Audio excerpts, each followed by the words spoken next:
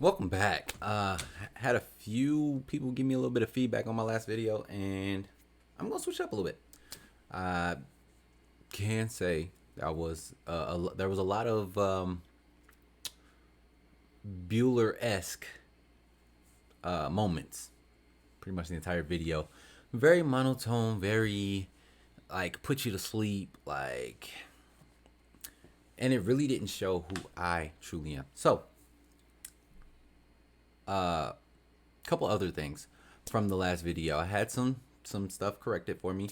So my mother reminded me that I was in Louisville for first, second, third, and fourth birthday. Basic for fifth, Korea for sixth, um, New York for seventh, because that was during COVID time. I went down and did the skating party for her eighth birthday, and then the ninth birthday, I was we went and picked her up and brought her up here this summer, after her ninth birthday. So got that reminder, but yes, I was in Louisville for the first, second, third, and fourth birthday, and I may have even been physically at the parties, but something that I was also reminded of by my wife is just because you are physically there does not mean that you are there. Okay? So, I think that's what I'm going to base today's episode off of, is just the fact of, yeah, I was physically there a lot. She would pick her up all the time, and then like I would be there physically, but my mind was elsewhere. Um, it was anywhere from thinking about what I need to do after I drop her off to what I was trying to do to get her dropped off so that I can go do what it is that I really wanted to do. So that's part of the issue of not being of that's the issue of being there but not actually being there, because you can physically be there all day, but if you're not actually living in the moment, then what are you even there for? You know. And a lot of a lot of my childhood was sort of kind of the same way. I feel like a lot of the times, yeah, my dad might have been there physically, but he wasn't there. And for whatever reason, he just wasn't there. It could have been either been because of the sickness, it could have been because of just he had the same mindset that I had. Like, I'm just trying to get, yeah, I'm here to say that I'm here because yeah, these are my kids, but I'm just here. You know, I'm not actually present. That There we go. You're here, but you're not actually present. Um, and so, uh, going back to, I'm gonna go back to a thought or a memory, and let me remind you, these are childhood memories that I am trying to remember as an adult. So I can't fully remember. I'm just gonna be honest; they were fuzzy. I'm There's a lot of stuff that I pressed deep down, and it's in my deep memory that I just choose not to remember because of the pain that comes from them. Now, with that being said, that is not truly the healthy way to deal with it, because having having them so deep down within you that you're trying to forget about them, you never really forget about them because they come up one way or another. There's something that you there. Let me how do I put this? Something so deep within you is going to come out one way or another, whether it be your interactions with other people, whether it be how you feel about yourself, whether it be what you think about yourself. Like that, there's nothing ever truly goes away unless you let go. And this is kind of what this next story is going to be about. My first story is going to be about. I can't remember what birthday it was, but my grandfather, Papa, bought me a Game Boy Advance. I don't know. I'm dating myself. A lot of the younger generations probably don't know what a Game Boy Advance is. No, it wasn't Game Boy Advance. It was, well, yeah. Because Game Boy Colors were the ones that were blocky, and Game Boy Advance was advanced. You know, grandfather got me a Game Boy Advance. It was one of the blue, like see-through, like plastic. Dope. I loved it. I had one game. Planet of the Apes is the game that I remember. I remember Planet of the Apes, and I believe that my dad is actually the one who gave me that game, and I could be wrong. I remember because I remember him coming to school when I went to JB Atkinson Elementary, and it was my birthday. I'm not sure if it was actually on the day of my birthday, but it was around that time, and he brought me the game,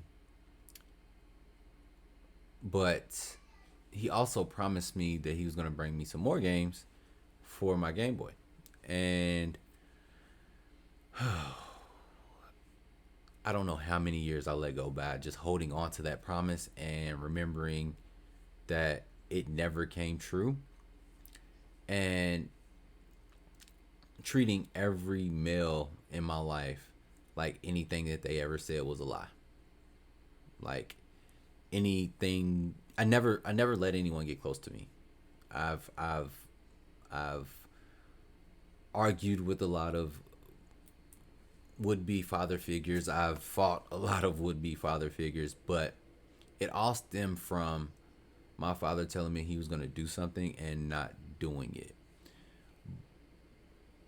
And I tend to see myself doing that now, or I was doing that a lot more before I started to actually realize that's what I was doing, because I had buried that so deep inside that it just happened.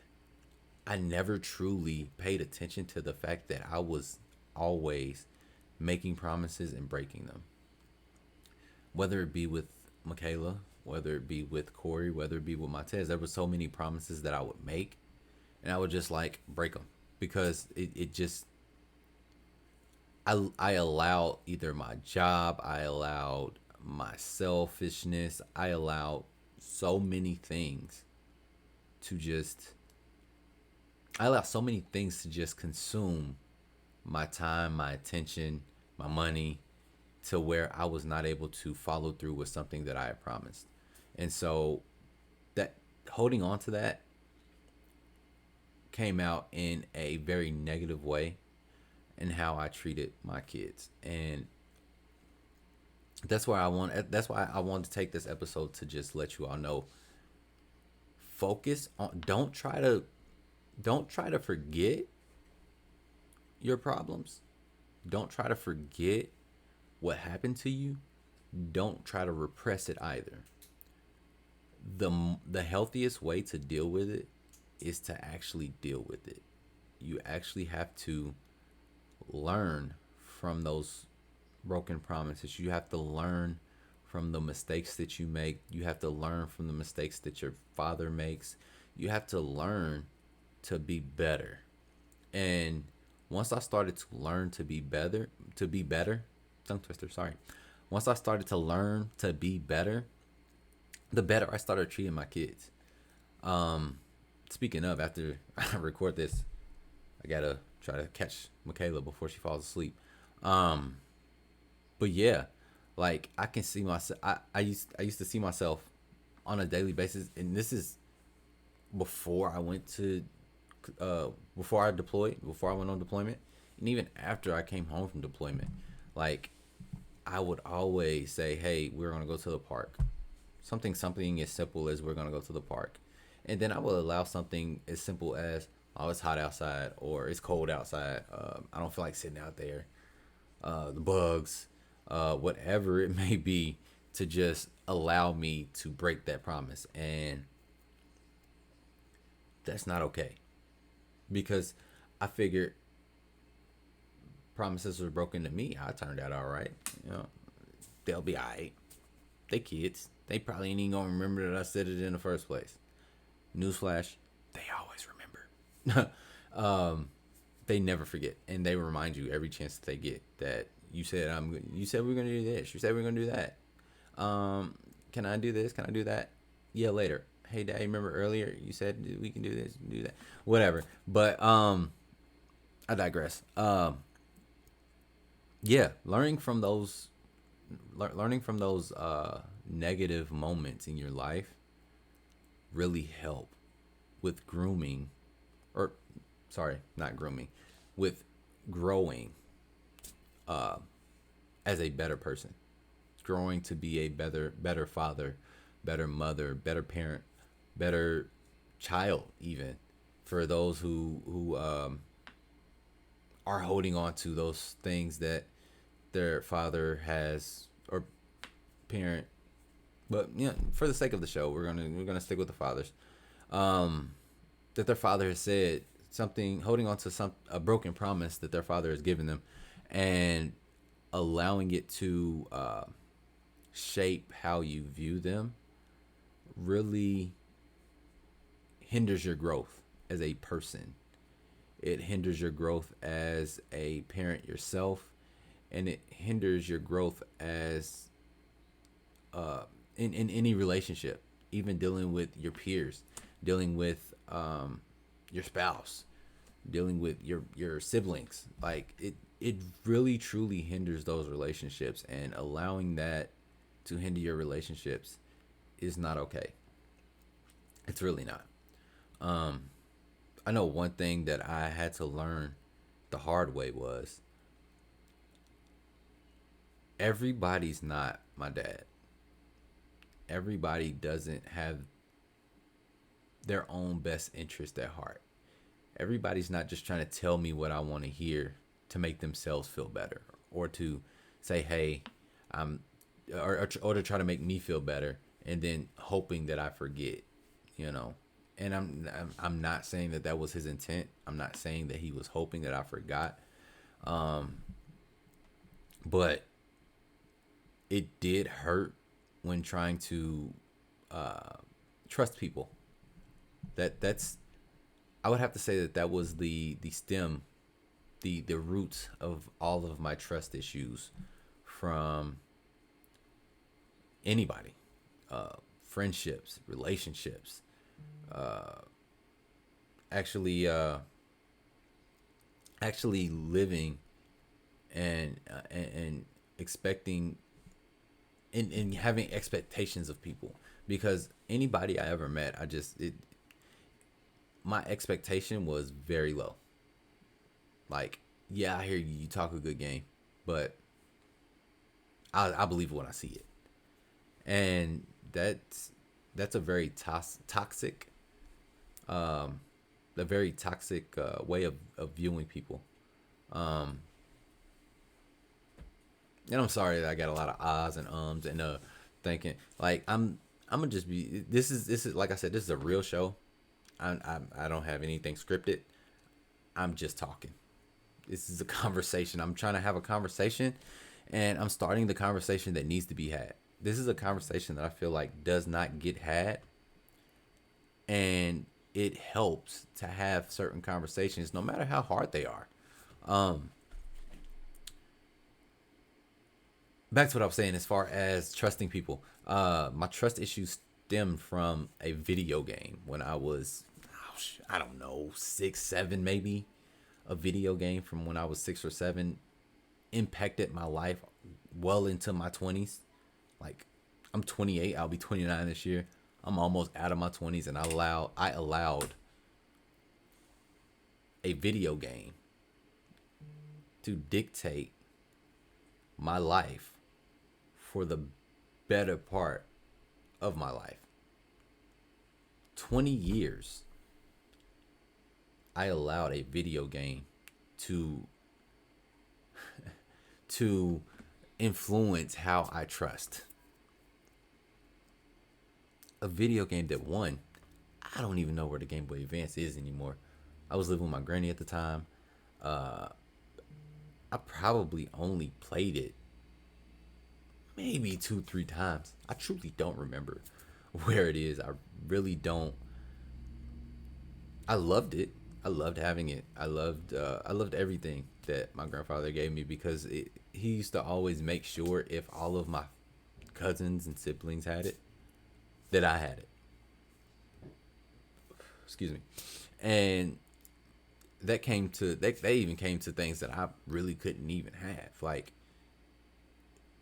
he would give everybody candied apples for around fall time, around Halloween time. And every year, without fail, I couldn't eat nuts, I couldn't eat caramel, I couldn't eat chocolate. So the only thing on the candied apple that I could eat was the apple. So what did he do? He brought me the candied apples. And what did my mom, my grandmother, my aunt, what did they do? Scrape the nuts, scrape the caramel, scrape the chocolate off, and they gave me the apple. But the fact that I was able to experience something or get something that everybody else was getting, that I feel like that was a big thing for my grandfather, was not allowing anyone to be left out. And on the flip side, because I've talked a lot about the negatives that came from my father. On the flip side, that is one of the most positive things that I can say that I got from a father figure, was not allowing any child to get more or get something that another child was not getting. My grandfather influenced me to make sure every child was treated fairly. You can ask my wife. We were talking about taking Montez to the park one day, and it was Thompson Park. Like, we got a park right down the street from our house. But Corey was in school and she wanted to take him to Thompson Park, and I was like, no, I don't feel right doing that, because yeah, Corey's in school, but that's something that they can both experience together. But we're depriving Corey of that experience, because once he gets out of school, we just going home because we tired, because we just left the park. And don't get me wrong, I understand there's certain things that being in school, there's certain perks to being in school. Like Corey had a field trip that he got to go on, and yeah, Montez and Michaela couldn't go because Michaela was in town at that time. But still, like, there's certain things that you just can't, that you have to just let be, and there's certain things that you can't, that I personally cannot let be. And when it comes to something that we can control, as far as all of the kids being treated fairly, that they're going to be treated fairly. That is point blank, period. I know for me, being at the time one of the younger uh, grandchildren of my grandfather, I was just happy to see him. I didn't care what he brought me. I was just happy to see him, because if it weren't for him in that time of my life, I wouldn't even know half of my siblings. I think I probably talked about it in the last show. Like, I wouldn't know half of my siblings, my cousins, like half of my daddy's side. I wouldn't probably know any of my dad's side without my grandfather. And yeah, that's supposed to be the job of your father, to be able to make sure that you know who your family is. But like I said in the last episode, he was sick. Like, he had his problems, and it hurt not being able to see him. Uh, it hurt. Another thought that just popped in my head was the time they had my we so it was one of those pop in times for him. He popped in my life.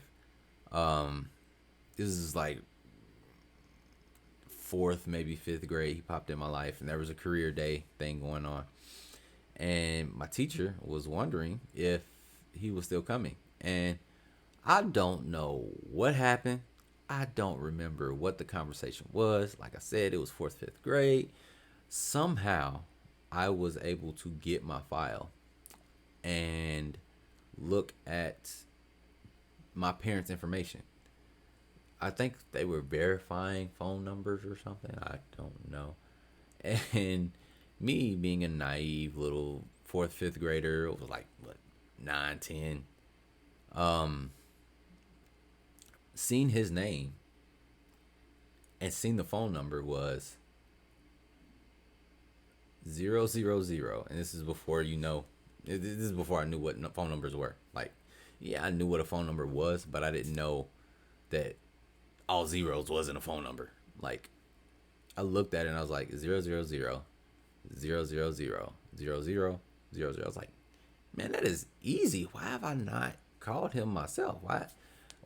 How come I can't call my dad if his phone number is that easy? And I really don't know what came of that, because I know it's a possibility that I went home and I said something to my mom about it, or I said something to my grandmother about it, and it just kind of died out, because they knew better. They knew that all zeros isn't a phone number. They knew that if I just dial all zeros, I probably get the operator or something. I don't know. But being so naive and just wanting to be wanted, wanting to be cared for, wanting to have a relationship with my dad opened up uh opened up something in me that once I found out, like, that, I think that's really when the why doesn't he want me phase started with me. And a lot of the times I I I struggle with asking for help a lot. And a lot of that also stems from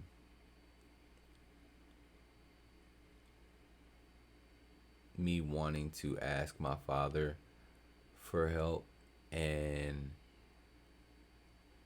truly not knowing him. Because, yeah, for the past, I don't know,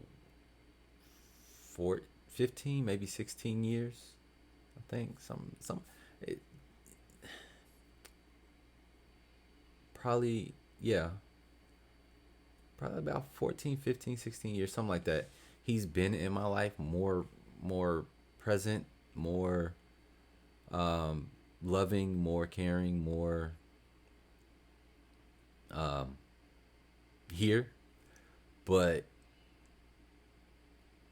those first 12 were first 12, 13 were difficult. It was difficult not having that, and it didn't help seeing um, parents together, moms and dads at their kids' basketball games, moms and dads just being with their kids, dads, period, just being with their kids. That didn't help. And it took me years to realize that didn't help. Because me being a kid, I never thought anything of it, because I was raised by my mom, my grandmother, and my aunt. And that's all I knew. I didn't know a two-parent household. I didn't. I had three. Mama, Granetta, and Aunt Joyce. This was my three parent household. But I didn't know what a mother father household was. I didn't know how to function in a mother father household, and that carried over to me not being able to perform correctly when I became the father of a mother father household. Um, Man, this is starting to get difficult. It's starting to get difficult. The more and more I think about my past, the more and more I think about why I am how I am. It starts to hurt. And this is gonna be a difficult. I'm not gonna lie. This is gonna be a difficult show for me. It's gonna be a very difficult show for me to do. But it's not always gonna be painful because the relief after the pain is gonna be more blissful than anything.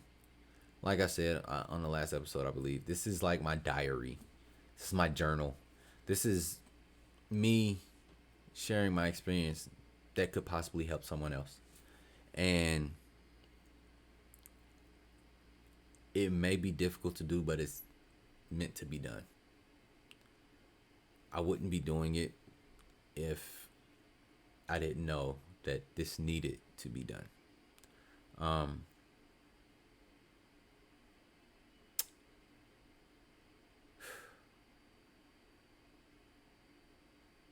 It's just hard, y'all. I'm definitely going to look forward to the times that I have guests on because it's going to be easier for me to sit back and let someone else tell their story, and then we just have a conversation about it. It's the difficult part is me telling my story, and trust me, I have a story to tell, and it may help some. No, I'm not gonna say it may. It will help some. It will help some. And if you feel like you don't need help from it, you're wrong. You're wrong. I'm sorry. No, I'm not sorry. I'm not going to apologize because everything that I'm saying is going to help someone. I know it is. It's going to help someone in some way. It's going to help somebody. It's going to help somebody in a way that they didn't even realize they need to be helped. Like, I'm going to tell a story, and they're going to see themselves in that story through and through. And they're going to see that there is life after that story. I'm living proof that there is life after that story. And they may not see it now, but when the time comes and they are ready to see it, they're going to see it. I have all faith that they're going to see it. There's never once am I ever going to feel as if I'm wasting my breath. Because the people who need to be reached are going to be reached. The people who need my story are going to get my story.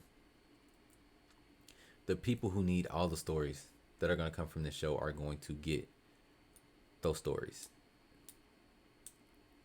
And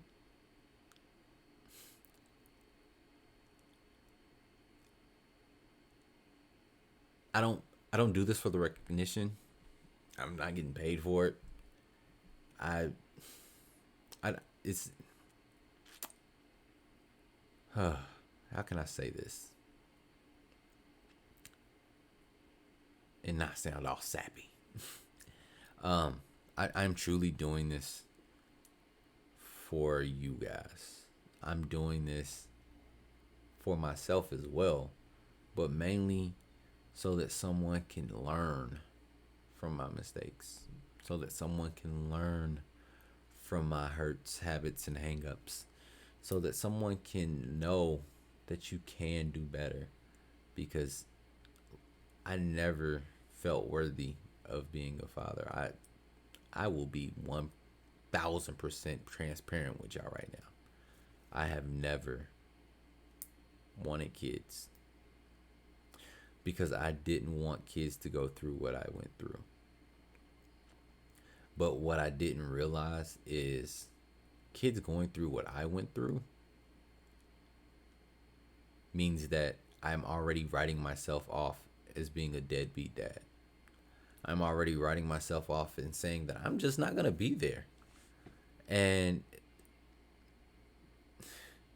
I'm gonna just allow everything to take over for take over the time that I'm supposed to be spending with my kids. And for the past 4 years, I have allowed that to happen. For the past 4 years,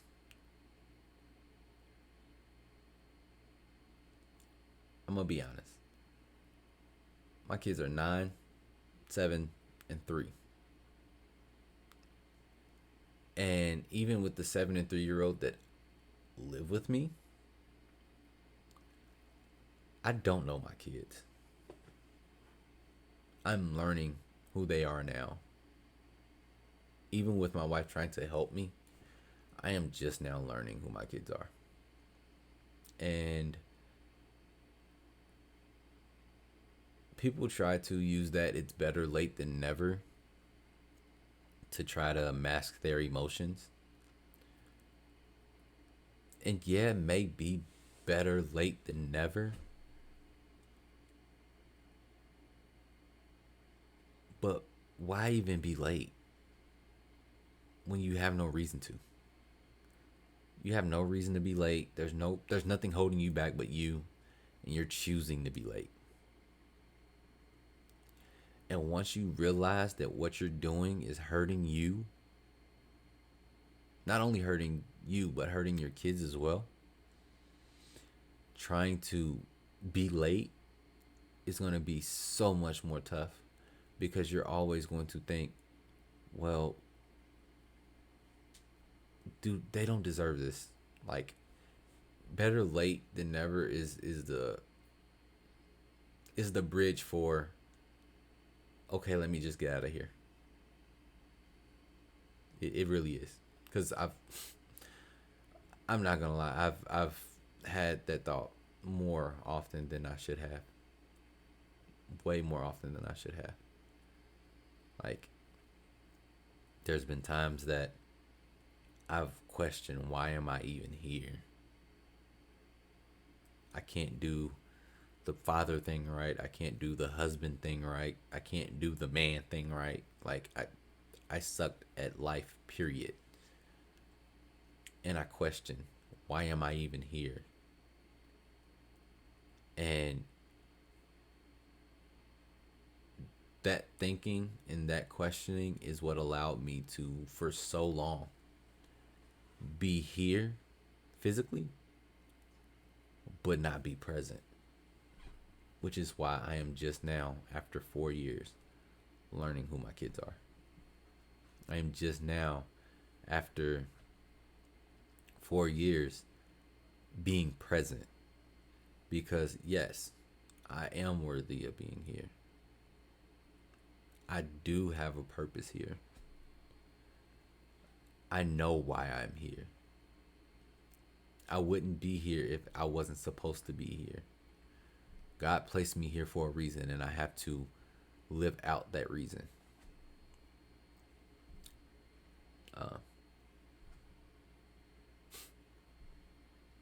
Yeah, so that is my time. I went a little bit over, but everything just needed to be said. Like, I can't, like, I'm not yet. I'm gonna just be frank with y'all. Yes, I'm recording these. These are being recorded, but I'm not editing anything because this is a real podcast. This is a real show. There's nothing false about it. There's no editing being done. I just I know there's so much going on in my life right now that if I don't record it, I'm going to forget to go live one of these days, and it's gonna be like somebody's gonna miss their message. But I am going to post faithfully every week. There's that. That's why That's why I'm going to be recording every day that I can, because I'm going to post faithfully every week. But like I said, this is my time. Come back with me next week, and we'll do this all over again. I'm glad that you all are here. I'm glad that you all are listening. I'm glad that you all are receiving the message that it is that you need to receive in order to learn that fatherhood's not easy. It's not meant to be easy. It's not going to be easy. But being there is the most important thing. And not just being there physically, but being present is the most important thing when it comes to being a father. So, this is Father Time with Mike Montez. Until next time, I'll see y'all later.